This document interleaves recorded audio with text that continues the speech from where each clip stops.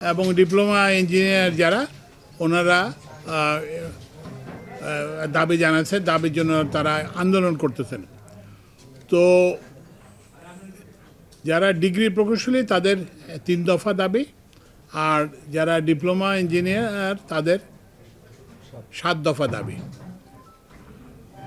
তো আজকে আমরা বসছিলাম ইয়েদের সঙ্গে, কি বলে যে এই ডিগ্রি ইঞ্জিনিয়ারিং সঙ্গে যারা তাদের অভিভাবকদের সঙ্গে, এবং ডিপ্লোমা ইঞ্জিনিয়ার যারা তাদের অভিভাবকদের সঙ্গে। আপনারা জানেন যে আদালতে যেরকম আদালত খুব গুরুত্বপূর্ণ প্রশ্ন হলে অ্যামিকাস কিউরির সাহায্য নেয় মতামত দেওয়ার জন্য, তা আমরা ওনাদেরকে সেই রোলে বলছে যে আপনারা আপনাদের অ্যাফিলিয়েশন ভুলে কিংবা আপনাদের ব্যাকগ্রাউন্ড ভুলে, আপনি কি ইঞ্জিনিয়ার, ডিগ্রি ইঞ্জিনিয়ার না ডিপ্লোমা, এটা ভুলে আপনারা আমাদেরকে পরামর্শ দেবেন আমরা কিভাবে এই এটাকে একটা সেতু করতে পারি বিবদমান পক্ষগুলোর মধ্যে, এবং সেটাই করতে পারি। তো এখানে কিন্তু সবাই এসেছিলেন আমাদের ডাকে, সব আমরা অত্যন্ত কৃতজ্ঞ যে সবাই এসেছিলেন।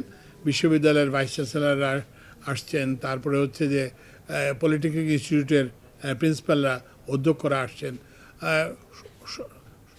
সব পক্ষে বেশ। আমার এখানে কতজন, প্রায়, তবে সংস্থা এইসব শিক্ষা প্রতিষ্ঠানগুলোর যারা হেড তারা আসছেন, সবাই আসছেন।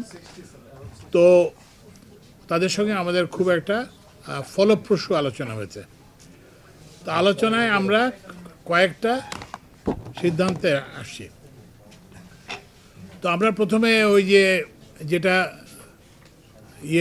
আমরা যেটা দেখাইছি যে এই যে দুই যে আন্দোলনকারী পক্ষ, তাদের দাবিগুলো হচ্ছে যে খানিকটা পরস্পর বিরোধী, মানে একজনেরটা গ্রহণ করলে আরেকজন অসন্তুষ্ট হবেন, আর অন্যজনেরটা গ্রহণ করলে আরেকজন অসন্তুষ্ট হবেন। তো আমরা সেই পরিপ্রেক্ষিতে এটা ভিতরে একটা কিভাবে একটা সেতু গড়ে তোলা যায় সেটার জন্য আমরা করছি। তো আমরা কিন্তু নিজে থেকে না, ওনাদের পরামর্শের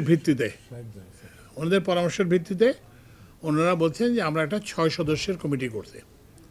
এই কমিটিতে থাকবেন ওই যে কি বলে যে ইনস্টিটিউট অফ ইঞ্জিনিয়ার্স বাংলাদেশের একজন প্রতিনিধি, তারপর হচ্ছে একজন ডিগ্রি ইঞ্জিনিয়ার শিক্ষক, আর একজন হচ্ছে যে যারা আন্দোলনকারী আছেন তাদের একজন প্রতিনিধি। আবার ওই পক্ষেও ডিপ্লোমা ইঞ্জিনিয়ারদের পক্ষ থেকে ইনস্টিটিউট অফ ডিপ্লোমা ইঞ্জিনিয়ারের একজন প্রতিনিধি থাকবেন।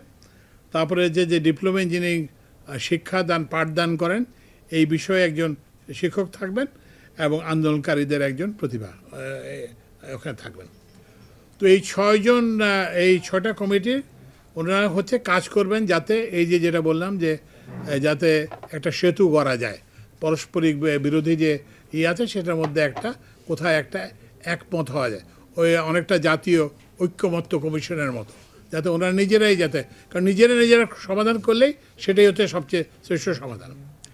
এবং ওনারা এটাও প্রতিশ্রুতি দিয়েছেন যে ওই কমিটির সুপারিশ না আসা পর্যন্ত তারা আর কোনো আন্দোলন করবেন না, কোনো ওই যে রাস্তাঘাটে যে জনদুর্ভোগ হয় এরকম কোনো কাজে ওনারা লিপ্ত হবেন না।